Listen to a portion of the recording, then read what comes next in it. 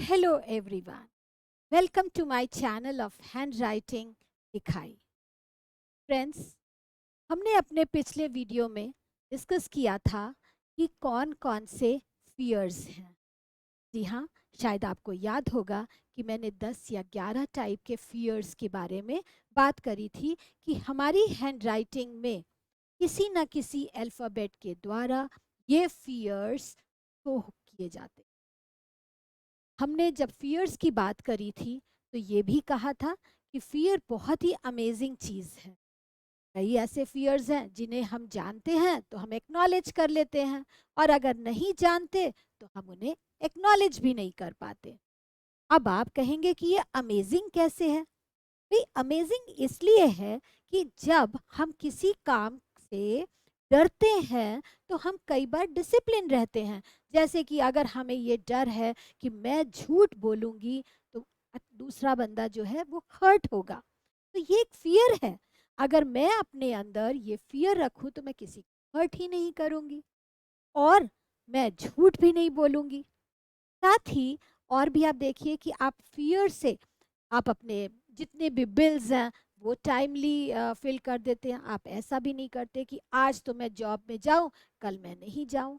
ऐसा भी नहीं है. तो कई जगह पे जो फियर है वो बहुत ही अमेजिंग काम करता है. लेकिन कई जगह ऐसी है जहाँ पे फियर हमारे लिए लिमिटेशंस भी बन जाते हैं. जैसे कि जब हमें कोई अपॉर्चुनिटी मिलती है तो हम यही डरते रहते हैं कि इस अपॉर्चुनिटी को लें या ना लें, और ये सोचते सोचते ही हमारे हाथों से वो अपॉर्चुनिटी निकल जाती है और हम उसे ग्रैब नहीं कर पाते. बाद में हम पछताते हैं.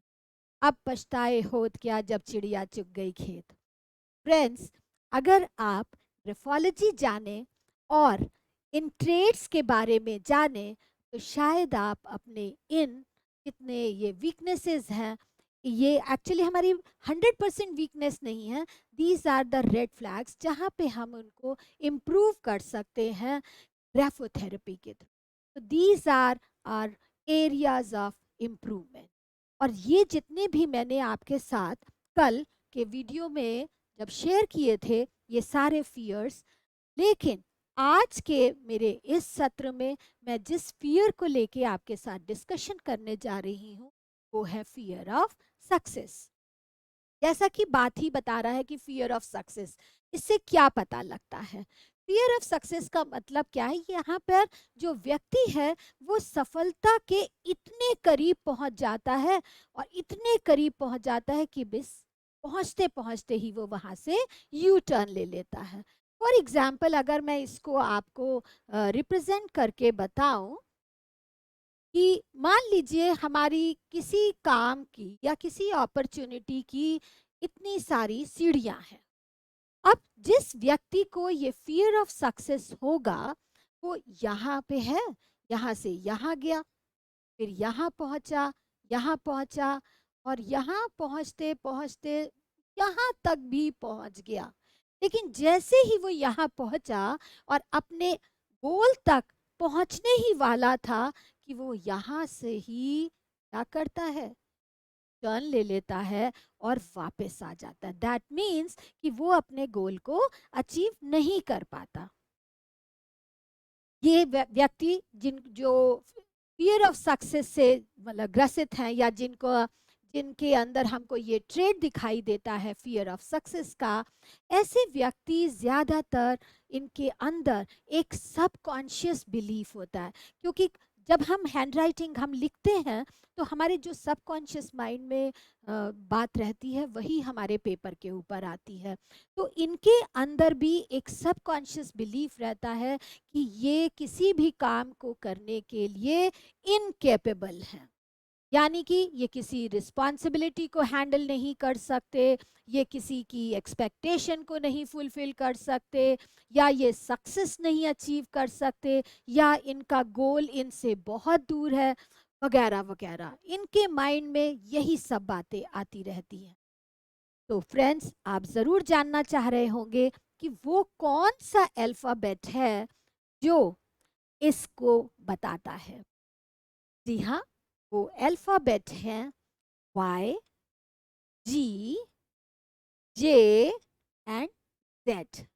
यानी कि वे अल्फाबेट्स, वे लेटर्स जिनमें लोअर जोन में स्ट्रोक्स हैं। अब आप ये सोचेंगे कि लोअर जोन की क्या बात है। फ्रेंड्स, हैंड राइटिंग में जब भी हम देखते हैं जितने भी लेटर्स हैं वो 3 जोन्स में आते हैं, upper zone, middle zone and lower zone. जिन अल्फाबेट्स में, जिन लेटर्स में स्ट्रोक्स नीचे की तरफ आते हैं उन्हें हम लोअर जोन लेटर्स कहते हैं। तो ये वाई, जी, के और जेड। यदि हम आइडियली बिल्कुल करेक्ट वे में वाई का स्ट्रोक लिखेंगे तो सबसे पहले ये जैसे कि बेस लाइन है, इसको हम क्या कहते हैं, बेस लाइन। कोई भी हम लेटर को अगर हम लिखना स्टार्ट करते हैं तो बेस लाइन से स्टार्ट करते हैं। तो जब बेस लाइन से सबसे पहले इसका हमने कप बनाया, जैसे ही ये कप बना अब हमने एकदम स्ट्रेट लाइन ली और स्ट्रेट लाइन लेते ही यहाँ से कर्व लेके बेस लाइन पर ही एंड कर दी। सेम वे लेटर जी भी देखिए, जी का हमने ऊपर सी बनाया, देन इसकी जो ये बिल्कुल परपेंडिकुलर लाइन ली और जो लूप था उसे सर्कल करके बेस लाइन तक पहुंचा दिया। This is the ideal way to make these letters. J बनाया, जे में भी हमने ऐसे शॉर्ट स्लैंट दिया और ये परपेंडिकुलर देके लूप को बेस लाइन पे खत्म किया। सेम वे जी को भी।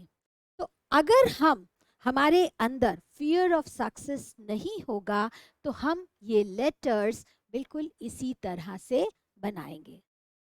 बट अगर हमारे सबकॉन्शियस माइंड में ये बिलीफ है कि मैं इस सिचुएशन को हैंडल नहीं कर सकती, या मैं ये रिस्पॉन्सिबिलिटी नहीं ले सकती, या ये अपॉर्चुनिटी तो मेरे लायक है ही नहीं, वगैरह वगैरह, तो क्या होगा कि आप तो ये लेटर्स हैं इनको पूरा ही नहीं बनाएंगे और बहुत ही अलग अलग तरीके से बनाएंगे। मैंने तो यहाँ पर जिस सैंपल के लिए 2-3 बनाए हैं। जैसे कि देखिए, पहले आपने यू कप इसका बना दिया वाई का। अब जैसे ही ये मैंने तो स्ट्रेट बनाया, लेकिन इसने थोड़ा सा टर्न लिया और टर्न लेके रुक गया, यानी कि अपने गोल तक नहीं पहुंचा। क्यों? क्योंकि इसको बेस लाइन तक तो जाना ही है। सेम वे यहाँ पर देखें, अगर आप यहाँ देखेंगे कि इसने बना तो दिया लूप, बट ये बेस लाइन तो इसकी यहाँ पर है, बेस लाइन तक तो नहीं पहुंचा। इसका मतलब है कि यहाँ से ये लूप या तो यहाँ से यहाँ मुड़ जाएगा, या ये यहाँ से इधर मुड़ जाएगा, या यहीं पर ही रुक जाएगा। तो ऐसे केस में भी फियर ऑफ सक्सेस डिपिक्ट होता है। यहाँ पर अगर आप देखेंगे तो यहाँ पे वाई कप बनने के बाद जब ये परपेंडिकुलर लाइन ने जैसे ही कर्व लिया तो आप कहेंगे कि अरे ये तो अब बेस लाइन तक तो पहुंच गया, देखिए यहाँ तक तो पहुंचा। लेकिन अगर आप देखते हैं तो यहाँ पे ये थोड़ा सा मुड़ भी रहा है। शायद आपको मैंने इस लाइन को थोड़ा मोटा कर दिया, आपको दिख रहा है।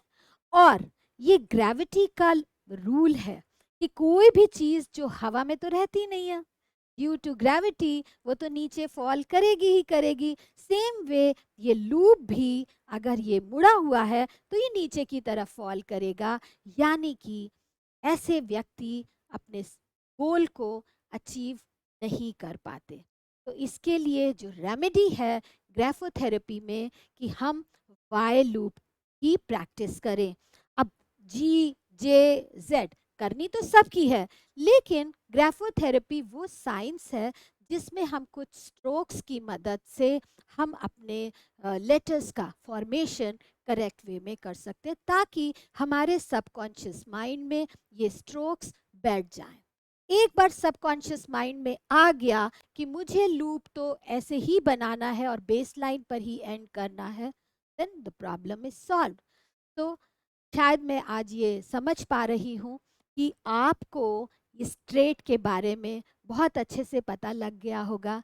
तो फ्रेंड्स, आप सभी अपनी हैंड राइटिंग में देखिए कि क्या आप वाई ऐसा बनाते हैं, या जी ऐसा बनाते हैं, या वाई इन तरीकों से या किसी और तरीके से बनाते हैं। यदि आपका बनाने वाला जो वाई का तरीका है इस तरीके से अलग है, चाहे जी हो, जे हो या जी हो, किसी का भी स्ट्रोक यदि इससे अलग है तो प्लीज़ आप अपने कमेंट बॉक्स में ज़रूर मेंशन करके बताइएगा कि आप कैसा बनाते हैं, तो हम इस बात को भी किसी दिन लाइव सेशन में ज़रूर डिस्कस करें।